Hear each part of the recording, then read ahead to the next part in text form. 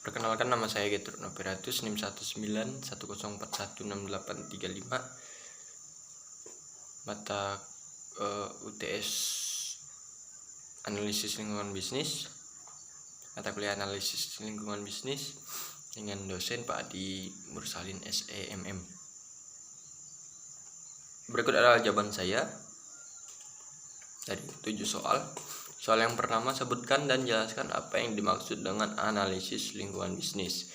Analisis lingkungan bisnis adalah suatu proses yang digunakan perencana strategi untuk memantau lingkungan bisnis dalam menentukan peluang atau ancaman. Kemudian soal yang kedua, jelaskan mengapa perlu melakukan analisis lingkungan bisnis. Jawabannya adalah pertama, agar pembuat strategi dapat mengantisipasi setiap kesempatan dan membantu mengembangkan sistem pemecahan sedini mungkin terhadap faktor-faktor lingkungan yang dianggap mengancam tujuan perusahaan.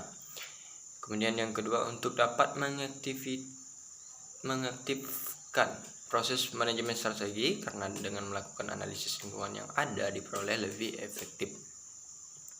Kemudian perlu melakukan analisis lingkungan bisnis adalah untuk membantu manajer dalam meramalkan dampak lingkungan bisnis terhadap perkembangan perusahaan. Terkumpulnya berbagai informasi dari lingkungan memudahkan untuk membuat perencanaan jangka panjang. Kemudian soal yang ketiga,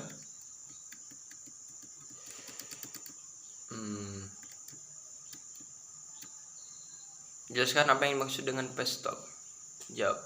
PESTEL adalah metode manajemen risiko yang digunakan untuk mengevaluasi lingkungan eksternal bisnis. PESTEL analisis adalah metode analisis yang digunakan untuk mengidentifikasi faktor-faktor eksternal yang mempengaruhi suatu organisasi. PESTEL dapat digunakan untuk mempertimbangkan faktor-faktor permasalahan eksternal, yaitu politikal, ekonomi, sosial, teknologi, legal, dan environment. Kemudian soal yang keempat, apa yang dimaksud dengan non-market strategi?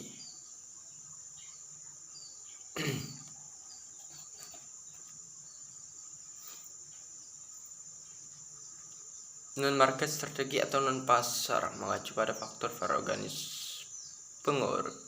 pengorganisasian dan proyeksi internal dan eksternal yang memberikan ketertiban bagi pasar dan jenis organisasi dan organisasi kemasyarakatan lainnya, ekonomi, politik, budaya, sehingga mereka dapat berfungsi secara efisien dan efektif serta memperbaiki kegagalan mereka.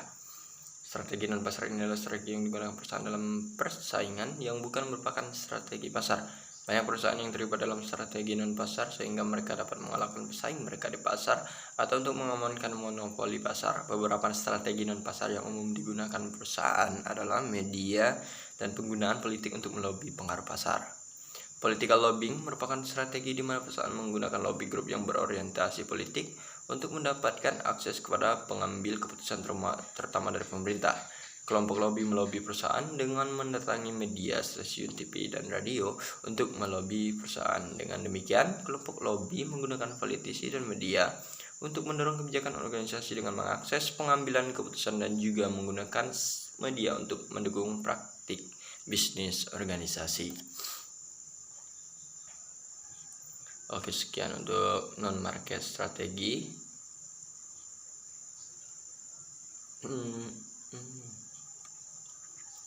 Kemudian soal yang kelima, pandemi COVID-19 termasuk dalam lingkungan internal atau eksternal?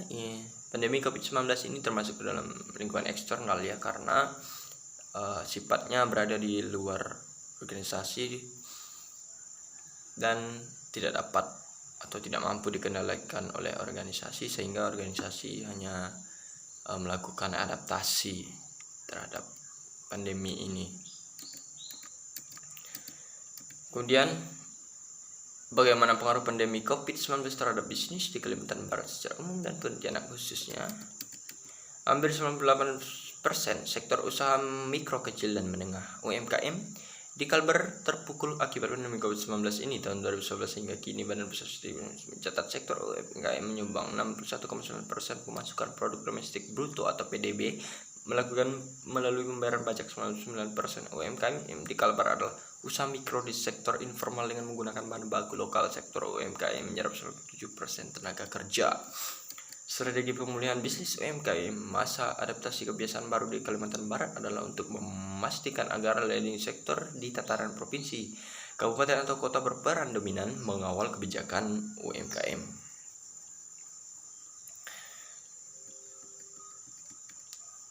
Memastikan ada dukungan stakeholder strategis yang refutable di tataran nasional, provinsi, kabupaten, kota untuk secara bersama menyukseskan percepatan kesejahteraan dan pembangunan di Kalimantan Barat. UMKM Kalimantan Barat berkontribusi meningkatkan perekonomian Indonesia yang semakin kokoh di tahun mendatang. Provinsi Kalimantan Barat mempunyai komoditi atau produk unggulan yang bernilai ekspor dari tingkat desa, kecamatan, kabupaten, kota hingga provinsi. Diperlukan strategi pemulihan bisnis UMKM di masa pandemi COVID-19 harus menjaga kesehatan dan keselamatan masyarakat di Kalimantan Barat dari pandemi COVID-19, menjaga laju pertumbuhan dan menjamin ketertiban, keamanan dan ketentraman masyarakat.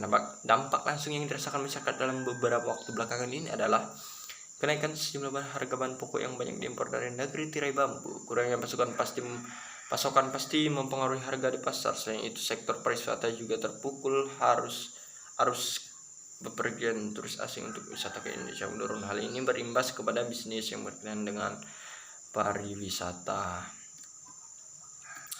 Kemudian soal yang keenam, coba buka YouTube dan tulis analisis lingkungan bisnis, lingkungan bestseller, review isi kedua video yang ditonton. Analisis lingkungan bisnis. Pertama, analisa eksternal lingkungan. Eksternal yang dianalisis akan mempengaruhi perkembangan dan dinamika dari makroekonomi Indonesia dan industri catering Indonesia yang sedang dan akan terjadi dalam jangka waktu 3 tahun ke depan. Pada analisis eksternal akan mendapat dua fakta, yaitu peluang dan ancaman yang dapat berdampak pada keberlangsungan bisnis catering.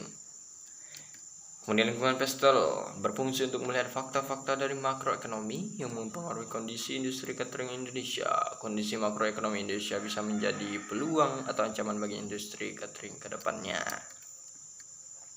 Dan soal yang terakhir adalah silakan ringkas bab 1 dan bab 2 dari buku analisis lingkungan bisnis yang Anda miliki. Oke, kita mulai dari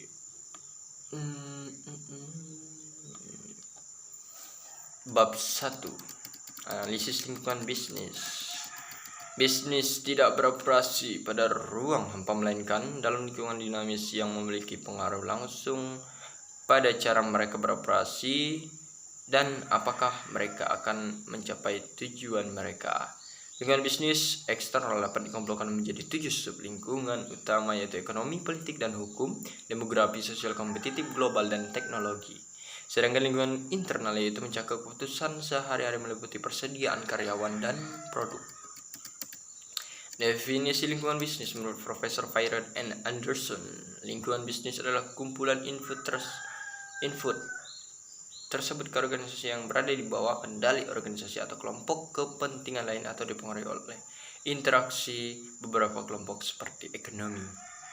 4 fitur utama lingkungan bisnis terdiri dari 1 lingkungan dinamis, 2 lingkungan multidimensi, 3 lingkungan kompleks, dan 4 lingkungan mempengaruhi organisasi. 7 faktor utama yang mempengaruhi bisnis yaitu pertama demografi, kedua ekonomi, 3 sosial, 4 politik, 5 teknologi, 6 global, dan 7 alam. Kemudian ringkasan bab 2. Lingkungan pasar dan bukan pasar. Lingkungan bisnis terdiri dari komponen pasar dan bukan pasar. Lingkungan pasar mencakup interaksi antara perusahaan pemasok dan pelanggan yang diatur oleh pasar dan kontrak. Sedangkan lingkungan bukan pasar terdiri dari pengaturan sosial, politik, dan hukum yang membentuk interaksi di luar tetapi berkaitan dengan pasar dan kontrak. Peran manajemen dalam lingkungan pasar dan bukan pasar. Manajer diposisikan di lingkungan ini, manajer diposisikan untuk menilai dampak dari kegiatan pasar perusahaan mereka pada lingkungan bukan pasar dan dampak perkembangan di lingkungan bukan pasar terhadap peluang dan kinerja pasar. Analisis lingkungan bukan pasar. Lingkungan bukan pasar di perusahaan terikan oleh 4, yaitu isu atau persoalan pokok, 2 interest atau kepentingan, 3 institution atau institusi, 4 information atau informasi. Ya, itulah keempat analisis lingkungan bukan pasar. Perubahan dalam lingkungan bukan pasar. Lingkungan dan pasar berubah ketika masalah diselesaikan. Masalah saat ini berkembang dan masalah baru muncul.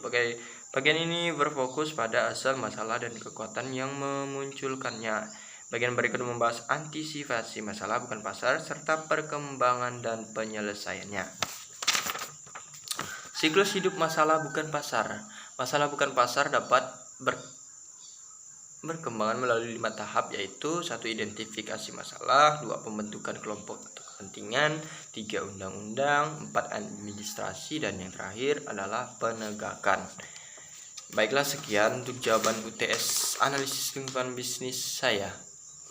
Terima kasih.